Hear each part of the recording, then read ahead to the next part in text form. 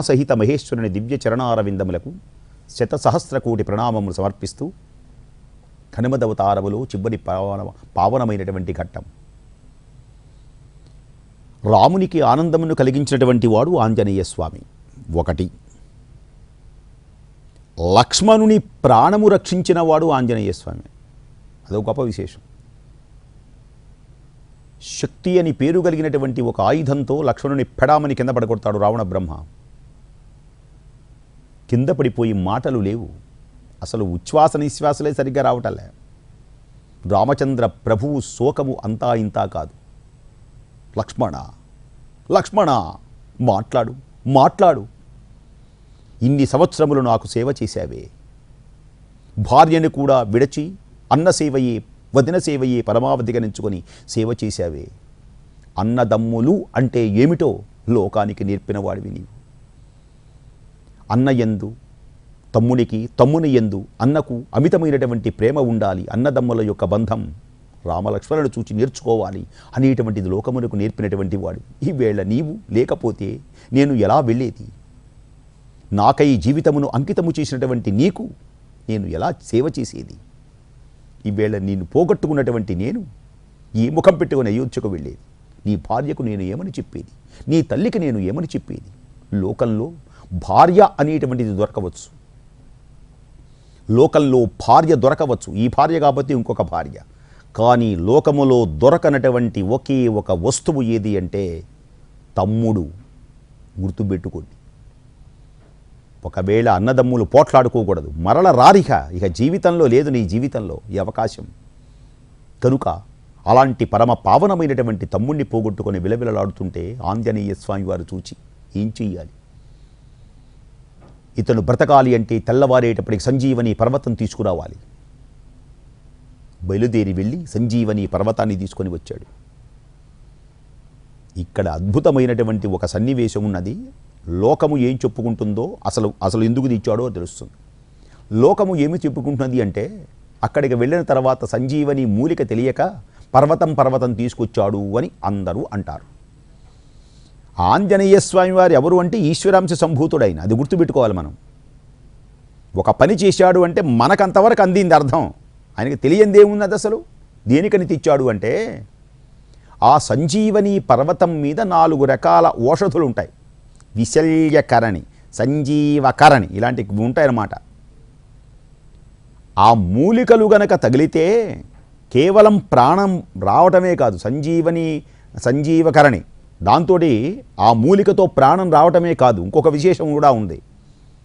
ఎముకలు విరిగిపోయినాయి అనుకోండి ఎవరికన్నా, ఈ మూలిక తగిలించగానే అతుక్కుంటాయి. కళ్ళు వేలాడుతున్నాయి, ఏ యుద్ధంలో రకరకాల అవయవాలు ఉంటాయి, ఆ అవయవాలన్నీ అతుక్కుంటాయి. చూసారా? అంతంత శక్తివంతమైనటువంటిది అనమాట. అందుకని ఆహ్వరంగంలో చాలామంది వానరులు కళ్ళు ఊడిపోయి కాళ్ళు తెగిపోయి రకరకాలైనటువంటి వ్యతలతో బాధలతో మూలుగుతున్నటువంటి వారికి ఈ పర్వతము యొక్క దివ్యమైనటువంటి గాలి తగలగానే అందరికి అతుక్కొని ఆనంద పారవస్యం చెందారు. అంతటి ఆనంద పారవస్యం చెందించడానికే మహానుభావుడు సంజీవని పర్వతాన్ని తెచ్చింది. ఇంత అర్థం ఉంది. అయితే మరి రాక్షసులకు కూడా ఉంటుందా, వానరులకే ఉంటుందా అని ఒక ప్రశ్న కలుగుతుంది. ఒక విచిత్రమైన ప్రశ్న. రాక్షసులకు కూడా అసలు మూలికకి రాక్షసుడని దేవతలని వీళ్ళకే ఉండదు. దాని శక్తి లోకమునకు చాడుతూనే ఉంటుంది. అది రాక్షసుడైనా వానరుడైనా మానవుడైనా ఎవడైనా సరే విరిగిందనుకోండి, దాని ఆ మూలిక అట్టాదంతే అతుక్కుంటుంది. మరి రాక్షసులు బతకలేదంటే బతకల, వానరులే బతికారు. దేనికి బతికారు? ఇది ఒక విచిత్రం. రావణ బ్రహ్మ కొంచెం అతి తెలివిపోయినాడు. ఆనాడు విషయమంతా తెలియటానికి, ఆనాడు కూడా ఇలాంటి మీడియాలు ఉండొచ్చుగా, వానరులే చచ్చిపోయినారు రాక్షసులు చచ్చిపోలేదు అని తెలియచేయడానికి గూఢచారులను పెట్టి చచ్చిపోయినటువంటి రాక్షసులందరినీ సముద్రంలో పడేయండిరా అన్నాడు. అంటే ఆ యుద్ధ భూమిలో రాక్షసులు ఎవరూ కనపడతల్లా, వానరులే కనపడుతున్నారు కానీ రాక్షసులు కనపడతల్లా ఎవరికి. అందరూ ఏమనుకుంటున్నారు? రాక్షసులందరూ మరణించకుండా ఉన్నారు, వానరులే మరణించారు అంటే రాముల వారు ఓడిపోతాడు, రాక్షసులు బలం కలిగిన వాళ్ళు అనేటువంటిది ఒకటి సృష్టించడానికి రావణ బ్రహ్మ మరణించినటువంటి వారిని, కాళ్ళు విరిగిన వాళ్ళని, చేతులు విరిగిన వాళ్ళని, అనేక రకమైనటువంటి వీళ్ళందరినీ సముద్రంలోకి నెట్టేశాడు. దాంతో వాళ్ళందరూ పోయినవారు పోయినారు, ఉన్నవారికి మాత్రం ఆంజనేయుని యొక్క పరిపూర్ణమైనటువంటి అనుగ్రహంతో అందరూ బతికారు. లక్ష్మణుడు బతికాడు, ఆంజనేయుని పూజించారు, గౌరవించారు. మామూలు గౌరవమా? ఇక భరతుణ్ణి కాపాడినవాడు ఆంజనేయ స్వామి. అసలు ఎన్ని ప్రాణాలు చూడండి. 1 సీతమ్మది, 2 రాముల వారు, లక్ష్మణుడు, భరతుడు ఏం చేస్తున్నాడు అంటే తెల్లవారేటప్పటికి రాముల వారు గనక రాకపోతే నాకు ఈ రాజ్యం వద్దని ప్రతిజ్ఞ చేశాడు ఆయన.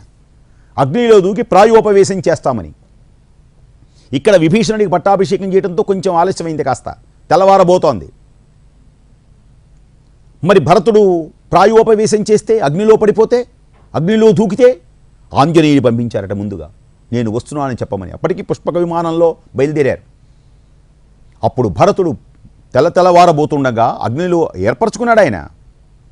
ఇక ఆయన మాట అంటే మాటే భరతుడిది. అగ్నిలో దూకబోతున్నప్పుడు భరత ఆగు ఆగు ఆగు, రామచంద్రమూర్తి సీతతో వస్తున్నారు, రావణాసురుడు సంహరించాడు, పట్టాభిషేకం జరగబోతున్నది అని భరతుని యొక్క ప్రాణాన్ని కాపాడినటువంటి వాడు మహానుభావుడు ఆంజనేయ స్వామి. ఇంకొక విశేషం శివాంశ సంభూతుడు అంటానికి. రాముల వారి పట్టాభిషేకం జరిగింది, సంతోషం. అందరికీ బహుమానాలు ఇచ్చారు రాముల వారు. సుగ్రీవ ఇలారా, చాలా సహాయం చేశావు, తీసుబో. వచ్చిన వాళ్ళు కూడా రాముల వారి బహుమానాలు ఇచ్చారు. పట్టాభిషేకం కదా, ఉత్సవం. జాంబవంతుని సత్కరించాడు, సుగ్రీవుని సత్కరించాడు, అంగదుని సత్కరించాడు, అందరిని సత్కరిస్తున్నారు. సీతమ్మ పక్కనే ఉన్నది. అసలైనటువంటి వాడిని మొట్టమొదటిగా ఎవరిని పిలవాలండి, ఎవరిని సత్కరించాలి? ఆంజనేయ స్వామిని సత్కరించాలి. అసలు ఆంజనేయ స్వామి వారి మాట వినిపించుకోవటం లేదేంటినా? అసలు ఈ తడవన్నా పిలుస్తాడేమో, ఇప్పుడన్నా పిలుస్తాడేమో అంటే ఎప్పటికీ పిలవటం లేదు. ఆశ్చర్యం కలిగింది జానకీ మాతకు. జానకీ మాత ఆంజనేయ స్వామి వారిని చూసింది. ఆ సమయంలోనే వరుణదేవుడు ఒక తెల్లని ముత్యాల హారాన్ని తీసుకొని వచ్చి నల్లని రాముల వారి మెడలో వేశాడు. ఆ నల్లని ఆకారం కలిగినటువంటి ఆ రామచంద్రమూర్తి మెడలో తెల్లని ముత్యాల హారం చాలా ఆనందం కలుగుతుంటే సీత ఒక్కసారి చూచి రాముడిని చూచి మురిసిపోయింది, ఎంత బాగున్నాడు నా రాముడని. సీత ఎప్పుడైతే నవ్విందో ఈ హారాన్ని చూచి ఇష్టపడుతున్నది అనుకోని రాముల వారు మెడలో వేశాడు. ఈ హారం చాలా ఇష్టమైనటువంటిది నాకు అన్నాడు రాముల వారు. మరి తనకు ఇష్టమైంది, రాముల వారికి ఇష్టమైంది. అప్పుడు ఆంజనేయ స్వామి వారిని పిలిచి ఈ హారాన్ని ఆంజనేయ స్వామి వారి మెడలో వేసి అది అలాగే ఉంచుకున్నాడు మహానుభావుడు. తర్వాత చెప్తాను ఆ విషయం. గొప్ప సన్నివేశం అన్నమాట ఇది. సమస్తమైనటువంటి శక్తులకు మూలాధారమైనటువంటి మహానుభావుణ్ణి అసలు రాముల వారు ఎప్పుడూ గౌరవించడం అయిపోయింది. అది మనం లోగడ చెప్పుకున్నాం. ఇది మామూలు వాళ్ళకి తెలియదు. రాముల వారు ఆంజనేయుని సత్కరించటం లేదు అనుకుంటున్నారు, కానీ ఆలింగనం చేసుకున్నాడు ఆయన. శివాయ విష్ణు రూపాయ, నీ సేవకై నేను వచ్చాను విష్ణు, నా సేవ చేసి నాకు ఈనాడు సహాయం చేసి ఈ రావణ వధకు సహాయం చేశావా ఈశ్వరా అని నారాయణ పరమేశ్వరులు ఇద్దరూ ఆలింగనం చేసుకున్నారు లోగడ. ఇక నేను నీకు ఏమి ఇవ్వగలను అని బహుమానం. ఈ విషయం ఎవరికి తెలుసు?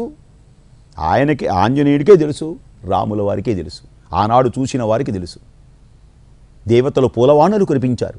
సరే, ఇప్పుడు సభలో పిలిచారు అందరికీ తెలియటానికి ఈ మహానుభావుడు ఎవరు. ఇది గొప్ప వేదాంత రహస్యం. సభలో అందరూ వింటూ ఉండగా ఆంజనేయ స్వామి వారిని అడిగారట, ఎవరవు నీవు అని. నీవెవరివి అని అడిగాడు. దేవిటి అసలు ఈ ప్రశ్న ఏమిటి? ఆశ్చర్యం కలిగింది. రాముల వారు ఆంజనేయుని నీవెవరవా? గుసగుసలు పోయినారు అందరూ సభలో. అసలు అడగచ్చునా ఈ మాట? రాముల వారు అసలు అడగచ్చునా ఆంజనేయుని?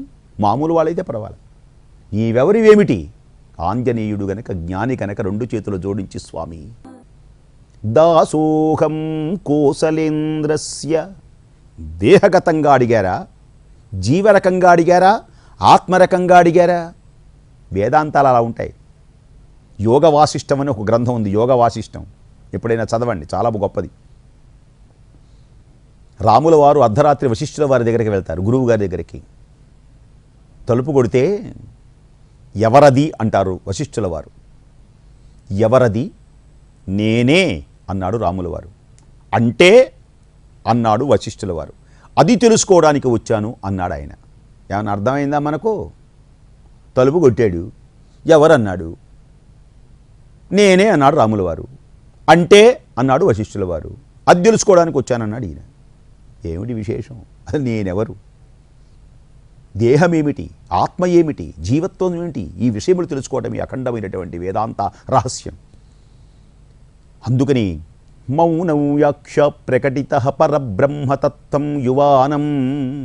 దక్షిణామూర్తి తత్వంలో చిన్ముద్ర అంటారు దీన్ని, ఇలా వేస్తే చిన్ముద్ర.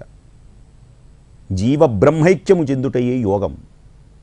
త్రిగుణాతీతమైనటువంటి ఈ మూడేమిటంటే త్రిగుణాలు, సత్వరజస్తమో గుణములకు అతీతమైనటువంటి దివ్యశక్తి చిన్ముద్ర, భగవంతునితో అనుసంధానం చేయటమే. అందుకనే అన్నాడు, దేహరకంగా అన్నారా స్వామి, మేనుని మీ దాసుడను. జీవరకంగా అన్నారా, జీవాంశతో అన్నారా, నేను మీ అంశలో వాడిని అన్నాడు. జీవరకంగా అడిగితే నేను మీ అంశవాణ్ణి అన్నాడు.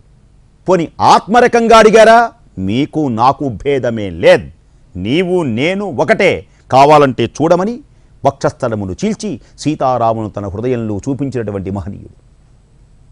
ఆత్మతత్వమును మించినటువంటిది లేదు. ఆత్మతత్వమును కనుక గ్రహిస్తే ఈ లోకంలో ఉన్నదంతా ఒకటే అనిపిస్తుంది. త్యాగరాజస్వామి వారనలా, చీమలో బ్రహ్మలో, చీమలో బ్రహ్మలో, శివకేశవాదులలో, ఓ చీమలో బ్రహ్మలో, శివకేశవాదులలో, ప్రేమ మీర కొలువు తీరే రామనల్ను బ్రోవరా, ప్రేమతో లోగాభి రామానల్ను బ్రోవరా. అంతటా ఒకటే. ఇదేగా రామదాస్ అన్నది కూడా ఇదే. అండాండములు పిండాండంబులు, బ్రహ్మాండములు బ్రహ్మలు మొదలుగా, సోమ సూర్యులును సురలు తారకలు, ఆ మహాంబుధులు అవనీజంబులు, అంతారామమయం. తెలుసుకో పార్వతి. ఆధ్యాత్మిక రామాయణం అంటే ఏంటి? పార్వతీదేవిగా పరమేశ్వరుడు చెబుతున్నటువంటి కథే రామనామం. నేను ఆంజనేయుడై అవతరించాను. పరమాత్మ యొక్క దివ్యమైనటువంటి నీకు నాకు భేదము లేదు. ఒకటేనా? అవును ఒకటే. మరి ఇన్ని దేనికున్నాయి? మళ్ళీ ఒక ప్రశ్న. ఒకటే అంటున్నారు కదా, బాగా విని నేర్చుకోవాలన్నమాట ఇలాంటివన్నీ. ఉన్నది ఒకే దేవుడైతే ఆంజనేయ స్వామి వారు దేవుడైన. పోతన గారు అదే అడిగారట లక్కమామ్మని, వాళ్ళమ్మని. అమ్మ, ఇందాక గుళ్ళోకి తీసుకెళ్ళి శివలింగాన్ని చూపించేమో దేవుడు దండం పెట్టమన్నావు, సరే పెట్టే. ఆ రాముల వారి గుడికి వెళ్ళేమో ఈయన దేవుడురా దండం పెట్టమన్నావు, బెట్టే. నృసింహస్వామి వారి గుడికి వెళ్ళేమో ఆయన దేవుడు దండం పెట్టమన్నావు, బెట్టే. అసలు దేవుళ్ళు ఎంతమంది ఉంటారని అడిగాడే. ఒకడైతే ఎలా? భీష్మాచార్యుడు భాగవతంలో తీసి భీష్మాచార్యులు చదవండి, మహానుభావుడు ఎలా ఉన్నాడు మొదటి స్కంధంలో. ఒక సూర్యుండు సమస్త జీవులకు తానొక్కొక్కడై తోచు పోలిక. ఆకాశంలో ఉండే సూర్యులు ఎంతమంది ఉంటారు? ఒక్కళ్ళే ఉంటారు. మరి కిటికీ సందులో నుంచి కనపడ్డాడుగా, కనపడ్డాడు. అందుక జామ చెట్లోంచి కనపడ్డా, కనపడ్డాడు. నీకు కనపడ్డా, కనపడ్డాడు. నాకు కనపడ్డా, కనపడ్డాడు. నీకెట్లా కనపడతాడు?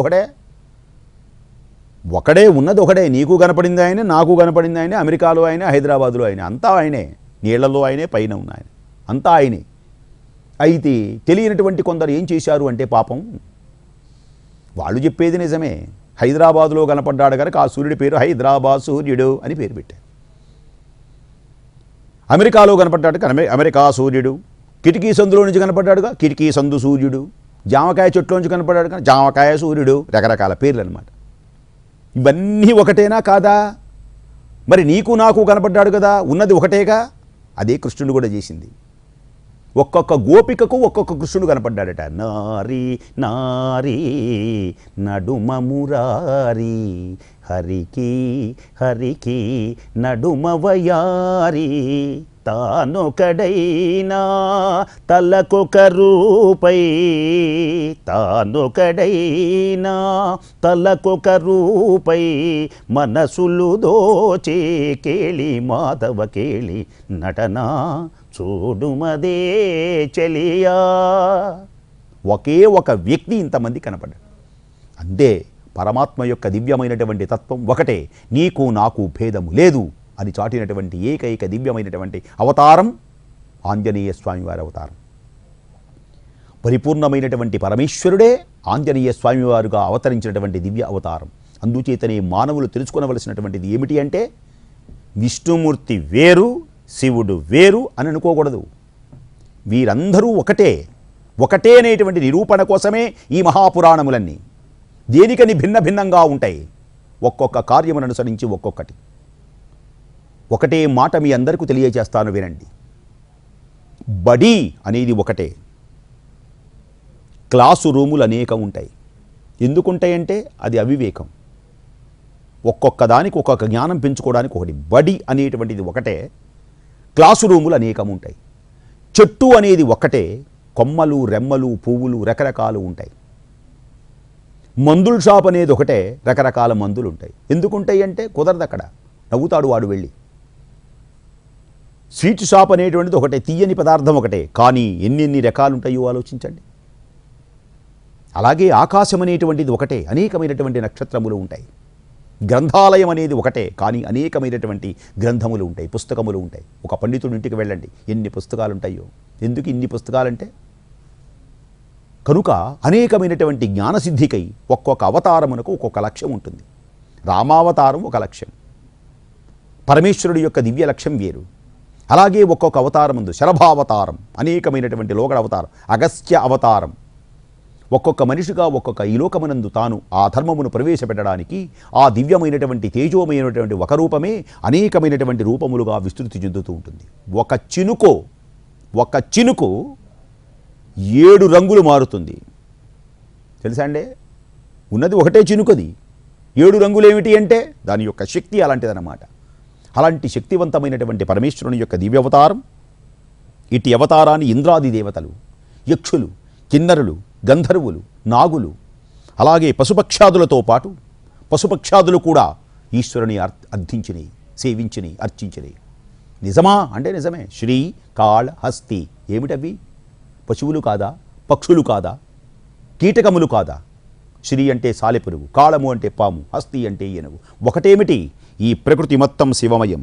అసురులు, దైత్యులు, దానవులు, రాక్షసులు, ఇంతమంది జాతులు ఉంటారన్నమాట. ఈ జాతుల వీళ్ళందరూ కూడా తపస్సు చేసి శివానుగ్రహమును పొందారు. వీళ్ళు కాక మహర్షులు, యోగీంద్రులు, మునులు, యోగులు, అవతార పురుషులు, సిద్ధపురుషులు, పీఠాధిపతులు, ప్రభువులు, పండితులు, విద్వాంసులు, సామాన్యులు మహాశివుని యొక్క అనుగ్రహాన్ని పొందారు. బమ్మెర పోతన మహాభాగవతము రచించినటువంటి కృష్ణుని యొక్క లీలలు వర్ణించినటువంటి బమ్మెర పోతన గంగానది సైకత తీరములో గోదావరి నది దివ్యమైనటువంటి ఇసుక తిన్నెల మీద శివుని గురించి ప్రార్థిస్తూ ఉంటే భాగవతం చదవండి, నేను చెప్పిందే ఉంటుంది. భాగవతంలో ఉన్నదే నేను చెబుతున్నాను, కొత్తగా ఏమీ చెప్పడం లేదు. భాగవతంలో ఏది ఉన్నదో అదే నేను చెబుతున్నాను. పరమేశ్వరుని ఆరాధిస్తూ ఉంటే రాముల వారు దర్శనమిచ్చి కృష్ణుని కథ రాయమన్నారు. తెలుసా అండి? మరి కృష్ణుడెవరు, రాముడెవరు, శివుడెవరు? 3 ఒకటే అనేటువంటి దివ్యమైనటువంటి విశేషమును చాటినటువంటి దివ్యతత్వమే శివ మహాపురాణం. అట్టి వినేటువంటి మానవులకు సమస్తమైనటువంటి శక్తులు కలుగుతాయి, సమస్తమైనటువంటి దోషములు తొలగిపోతాయి, శివస్మరణ శుభములు కలిగించునుగాత. అట్టి స్వామి యొక్క దివ్య చరణార విందములకు 1,000,000,000,000 ప్రణామములు సమర్పిస్తూ ఉమాకాంతాయ కాంతాయ కామితార్థప్రదాయిని శ్రీగిరీశాయ దేవాయ మల్లినాథాయ మంగళం.